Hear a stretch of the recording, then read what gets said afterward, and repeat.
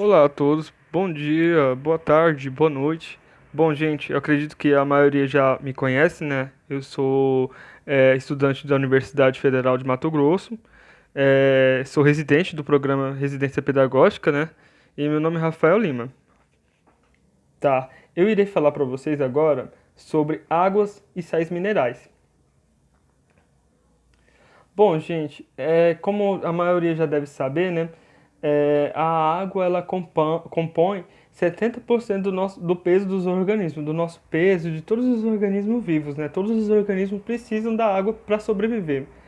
E também tem a teoria, né, que o primeiro organismo vivo na Terra, sem dúvida, nasceu de ambiente aquoso, né, que é aquela teoria do caldo primordial, que foi onde os organismos protistas, né, eles vieram da água, né. O primeiro organismo ele veio a partir de um ambiente aquoso, entenderam?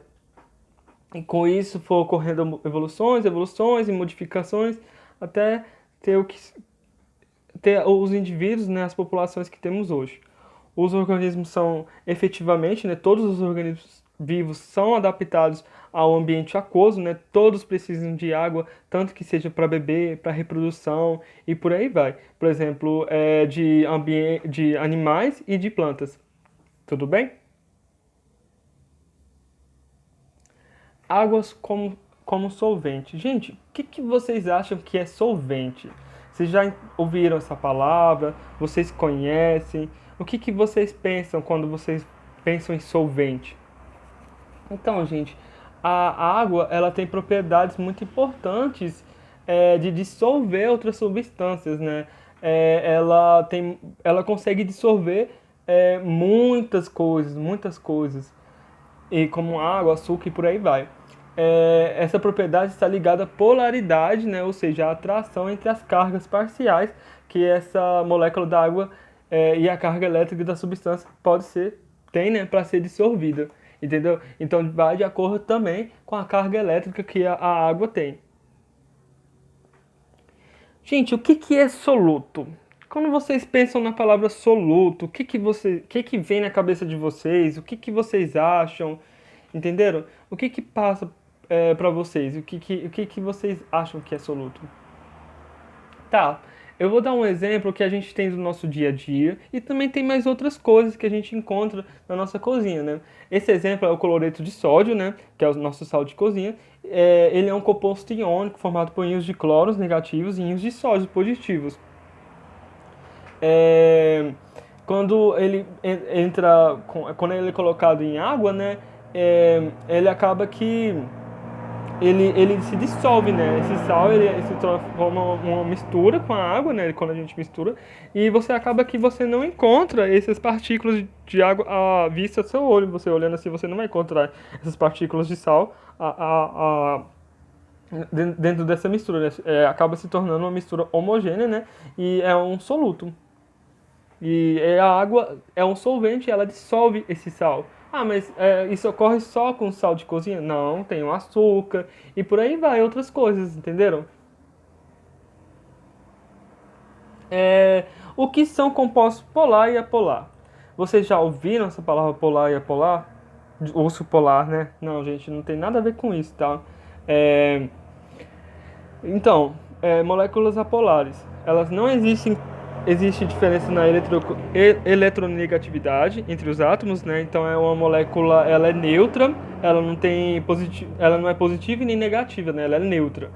E moléculas polares, existe diferença na carga de eletronegatividade, né? Um polo é positivo e outro polo é negativo. Ah, professor, mas o que é uma molécula polar? Onde que a gente encontra uma molécula polar?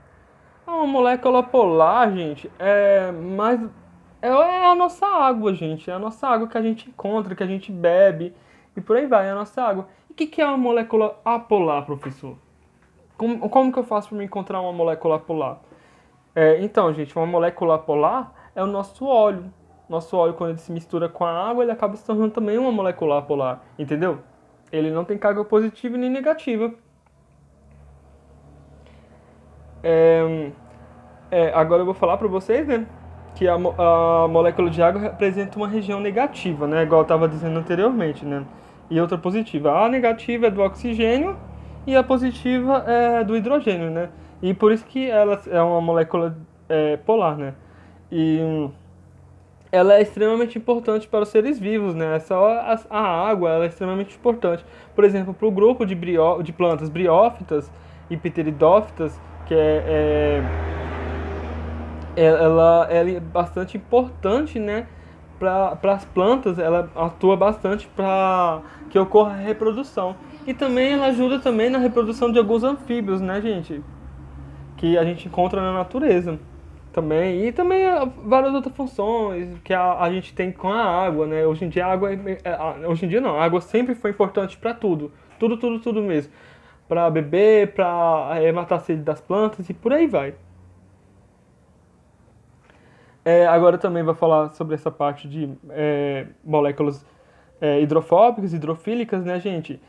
A molécula, nesse esquema, nessa imagem que eu coloquei para vocês, está mostrando um grupo aquila, né, hidrofóbico. Esse grupo aquila hidrofóbico é a parte de amarelo, né? Ele não se mistura com a água. E o grupo hidrofílico, que é o grupo polar, né? Ele se mistura com a água, entenderam? Então, gente, hidrofóbico. Quando vocês pensam que. Quando vem na cabeça de vocês a palavra hidrofóbico, o que vocês pensam? O que vocês acham?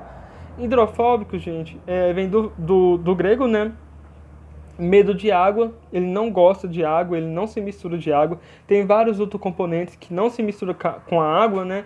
Das nossas membranas mesmo. Você é hidrofóbico, você não mistura com a água. Se você entrar num tomar banho, se você entrar num rio ou um mar, ou qualquer outro ambiente que tenha água. Hidrofílico é o grupo polar, né? E ele se mistura com a água, né? Entendeu? Agora eu estou mostrando para vocês a micela, né? O que são a micela. Ela também é encontrada na parte das células, né, nos átomos. É um exemplo do átomo de hidrogênio, moléculas de hidrogênio, né? As regiões apolares das moléculas se aglomeram, né, para apresentar a menor área hidrofóbica possível ao solvente. Hidrofílica, como a gente está lembrado, né, a parte azulzinha, hidrofóbica, a parte amarela. Vocês estão vendo que a parte amarela está toda reunida e a parte hidrofílica está toda, tipo, meio que, vamos dizer, protegendo essa parte amarela. Vocês conseguiram entender? E formando essa micela, né, que é um grupo de hidrofóbicos, né, que são afastados da água na superfície ordenada. Ela pode conter centenas e milhares de moléculas e são muitas biomoléculas anfipáticas, proteínas e certas vitaminas. Então, a proteína também, né, o carboidrato também, e se a gente vai ver mais para frente, eles também são hidrofóbicos. Tá, agora eu vou usar um exemplo simples para vocês entenderem mais ou menos, tipo, o que para mim não ser tão técnico, né, falando só sobre coisas de laboratório, sobre átomo e tudo isso e aquilo. Vamos dar um exemplo agora sobre o óleo e a água. Acredito eu que a maioria de vocês já deve ter feito algum experimento em casa, alguma coisa assim. Infelizmente, como nós estamos em pandemia, né, não dá para me fazer esse experimento com vocês em laboratório ou em sala de aula, para que vocês vejam essa mistura, como que ocorre, né? Essa é uma mistura heterogênea, essa mistura de água. E como a gente pode ver, né, os compostos apolares, como o óleo, são hidrofóbicos e são incapazes de fazer as interações energeticamente favoráveis com moléculas de águas. Então, por que não mistura, professor? Por conta da carga elétrica que ambos têm. Por isso que não tem como misturar água e óleo. Você pode tentar só se você tiver algum equipamento assim que pode fazer com que ocorra essa mistura, entendeu? As ligações de hidrogênio são responsáveis pelas propriedades incomuns da água. Então, é por conta das ligações, né, das pontes de hidrogênio, quando a água que proporciona que a água tem um ponto de ebulição, um ponto de fusão, ebulição e o calor da vaporização, né? Essas propriedades são incomuns, são consequências da atração entre moléculas de água adjacente que oferece água líquida grande coesão interna. Então, gente, essa imagem, né, tá mostrando para vocês um gelo pegando fogo, né, gente? Então, quando o gelo ele pega fogo, vamos supor que essa imagem está mostrando para vocês, eu quero que vocês interpretem ela comigo. Esse gelo pegando fogo, quer dizer o quê? Está acontecendo a evaporação, né, chegando no ponto de ebulição, a vaporização, saindo vapor, né? E a água está derretendo de forma líquida e ainda ela está em forma de gelo, né? Então ela tem três estados, essa imagem que eu estou mostrando para vocês. Vocês conseguiram entender qual que é a importância da água? Beleza, gente. O que que acontece? Eu vou estar finalizando agora a parte da água, né? E eu quero que vocês me mandem mensagem, me dizer o que que vocês acharam, o que que vocês entenderam. Manda mensagem no grupo e por aí vai. Agora vamos para outra parte, que é a parte também extremamente importante. Sais minerais, gente. O que que é sais minerais? O que que passa na cabeça de vocês quando vocês ouvem sais minerais? Pensa em nutrição, pensa em medicina e por aí vai? Então, essa parte também da biologia, na área da bioquímica, né, a gente estuda, né, é, os sais minerais, né? Eles são nutrientes que apresentam mais variadas funções, né, para o nosso organismo, né? Para o nosso organismo. É, nos seres vivos, né, a gente não consegue sintetizar, não conseguem produzir sais minerais, né, gente? Então, o que acontece? A gente tem que consumir eles através da alimentação. É, então, eles precisam da gente porque como a gente não produz, né, esses sais minerais, a gente precisa de algumas fontes de nutrientes, como fonte animal e vegetal, né? E é isso, gente. Agora tá mostrando para vocês, eu vou listar para vocês os principais, né, sais minerais que a gente encontra nos seres vivos, né? Os sais minerais são encontrados de duas formas, né? Imobilizados, geralmente em estrutura cristalina, que é em casca de ovos, carapaças, ossos. Temos cálcio nos ossos, né? Cálcio nas cascas de ovos e nas carapaças de alguns invertebrados, né? Tem cálcio, sílica e por aí vai. Dissolvido em água também, desassociados em íons. O cálcio que ele produz, ele é importante também para ativar enzimas e o magnésio ele participa da clorofila, né? Clorofila, o que que é, gente? A clorofila participa na fotossíntese das plantas. E também temos o sódio, o potássio, que são também nutrientes importantes para que ocorra a fotossíntese e por aí vai. E também é importante para nós, né, seres humanos. Beleza.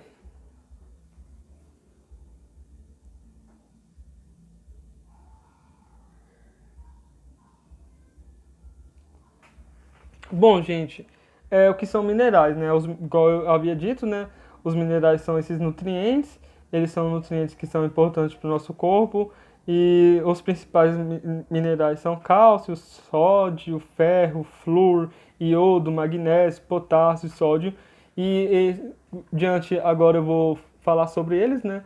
E vocês vão entender um pouco, né? A importância deles para o nosso organismo e dos organismos dos seres vivos, né? Cálcio. Gente, eu quero quebrar um pouco do paradigma, né? Ele é o cálcio, gente. O cálcio, ele não é apenas encontrado no leite, gente. Quando a gente pensa em cálcio, a gente já pensa, bebe leite que vai dar cálcio. Não, gente, a maior parte dos alimentos também tem cálcio, só que em menor quantidade, né? Por exemplo, se eu estiver comendo uma carne, ela vai ter ferro. Mas beleza, ela não é só rica em proteína, ela também tem ferro e por aí vai, outras fontes de nutrientes, né? Então, o cálcio, ele é um mineral bastante abundante no nosso organismo, né? Ele é encontrado no nosso esqueleto, nos nossos ossos, né? E além de formar os ossos, é um nutriente essencial para a nossa célula, pois encontra permeabilidade na membrana.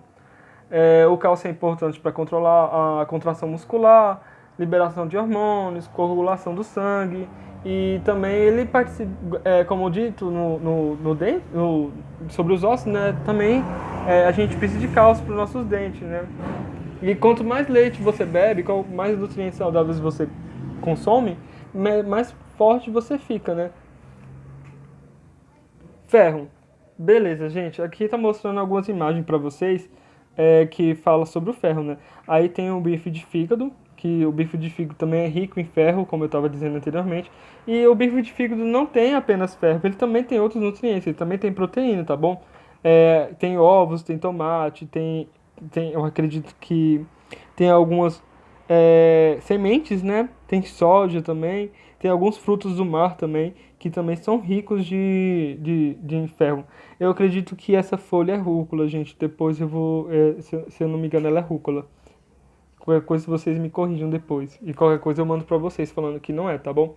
É, ele é um mineral que participa na função da formação da hemoglobina, né? Então por isso que quando a gente também tá com anemia ou qualquer outro tipo de doença assim, né? É importante você é, é, consumir esses minerais que tenham ferro, né? Já que a gente também acha em partes na alimentação, né, em vegetais e na parte animal, ele é muito importante, né? Ele ajuda a transportar o sangue, o oxigênio na nossa hemoglobina, né? E faz parte da mioglobina, que armazena o oxigênio no nosso músculo, né? E também ele participa da respiração celular. Então, gente, é isso. O ferro ele é muito importante, então a gente tem que consumir também bastante ferro, sabe? Flúor. Flúor, gente, quando eu era mais novo, tudo, quando eu via flúor ou quando eu estudava sobre flúor, já vinha logo na minha cabeça, pasta de dente. Gente, não, tem o flúor na pasta de dente, mas não comam pasta de dente, tá bom? É, então, o flúor ele é encontrado bastante em peixes, em chás, em castanhas, né? Que tem uma imagem para vocês, tem a imagem da sardinha, né? E por aí vai. Ele é um mineral, né? Ele participa também na ação para prevenir problemas dentários e ósseos, né? E também atua nos tecidos das células, né, gente? Agora eu vou falar para vocês sobre fósforo. Tá, gente, fósforo. Fósforo, o que que vocês acham? O que que vocês entendem sobre o fósforo?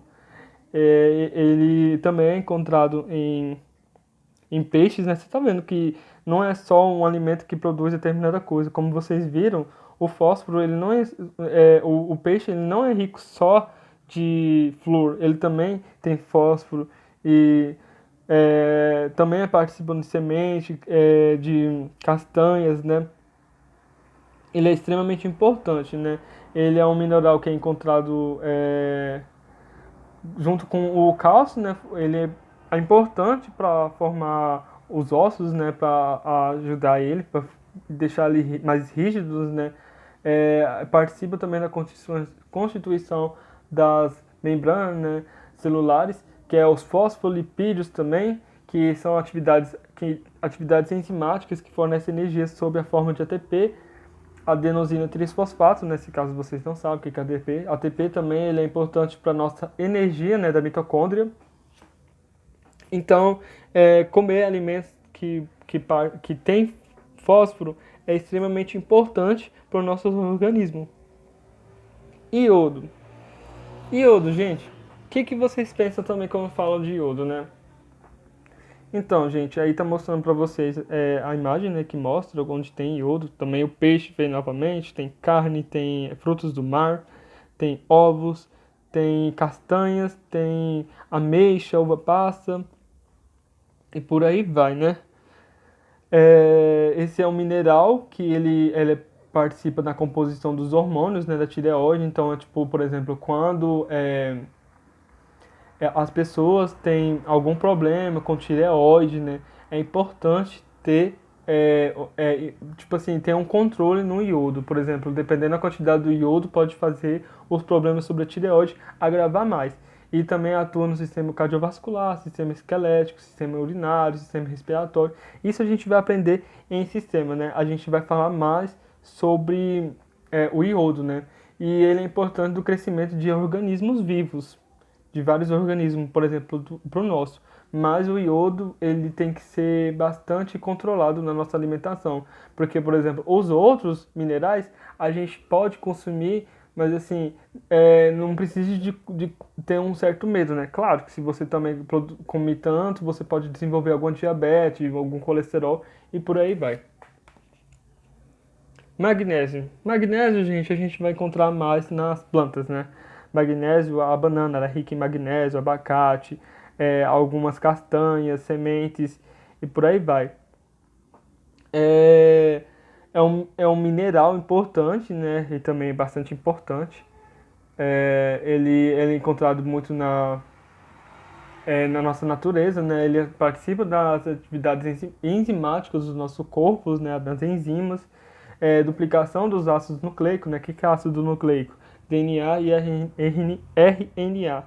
Na síntese de vitamina D, transmissão de fluxo nervoso, trocas iônicas da membrana celular e outras funções, que ele também é importante, né? Para participar. Potássio. O que é o potássio, gente? Potássio, ele também é encontrado nas plantas, né? A gente não encontra tanto em origem animal. E ele é encontrado em abacate, né, em tomate, nas folhas, castanhas, uva passa. E como o sódio, né? Ele atua nas células nervosas, né, na bomba de sódio e potássio, que é uma bomba que ajuda a passar os nossos é, fluxos, né, nos nossos neurônios, né, para as atividades neurológicas serem passadas para outros campos. Ele contribui para o metabolismo e regulação da quantidade de água do nosso organismo, né, e produção de proteína e glicogênio e a participação da atividade neuromuscular, né? Ele controle da pressão sanguínea e é isso, gente. O potássio ele é extremamente importante para isso. Vocês entenderam? Sódio, gente. É, quando vocês pensam em sódio, vem mais o sal, né? O sal de cozinha, né? Porque o sal de cozinha também é rico em sódio. É, então, gente, muitos alimentos que a gente come é rico em sódio. E como o iodo, né, que eu estava dizendo que tem um certo cuidado, né? O sódio também a gente tem que ter, né? Tem muito sódio no refrigerante, no macarrão instantâneo, na azeitona, na conserva de azeitona, no bacalhau, nos salgadinhos, no salame e esses outros alimentos, né, gente, que a gente come que é mais industrializado, que ele faz com que tenha mais conservação desses alimentos que estão fechados, né, que estão lacrados. Então é bom a gente ter o consumo, né? Por exemplo, eu posso consumir o sódio? Posso consumir o sódio, mas o que acontece? Você tem que consumir ele com tranquilidade. Você não pode consumir o sódio de maneira exacerbada, né? Você não pode pegar e ficar consumindo todos os dias, que isso pode causar algum problema para você de saúde, né? Talvez não pode ser agora, porque a maioria é jovem, mas futuramente, né, pode influenciar mais. O sódio também, em alta quantidade, ele prejudica na parte da pressão arterial e, e por aí vai, nessas doenças cardiovasculares que a gente tem, né, ao decorrer do tempo. E o sódio, ele participa do funcionamento das células nervosas de potássio, né, e é um mineral também em forma de sal de cozinha, né, como eu estava dizendo, e participa da absorção dos aminoácidos, glicose e na água. Então também o sal, né, ele junto com a água também ele se torna um soluto. E é isso, galerinha. É, os organismos vivos são incapazes de produzir sais minerais, como eu havia dito anteriormente, né? Assim sendo, devem retirar esses nutrientes de fontes alimentares de origem animal ou vegetal. Apesar de não fornecerem calorias, ingestão dessas substâncias é de fundamental importância, uma vez que os minerais atuam entre outras funções, na formação de ossos e dentes, condução do impulso nervoso, coagulação, manutenção do equilíbrio osmótico, transferência de substância pelas membranas e no processo de respiração celular. É isso, galera. Então, como eu estava dizendo, né, você precisa consumir alimentos, né, para ter o sódio. E também os alimentos, eles também são ricos em vitaminas, né, vários nutrientes, que a gente vai falar na próxima aula, ok?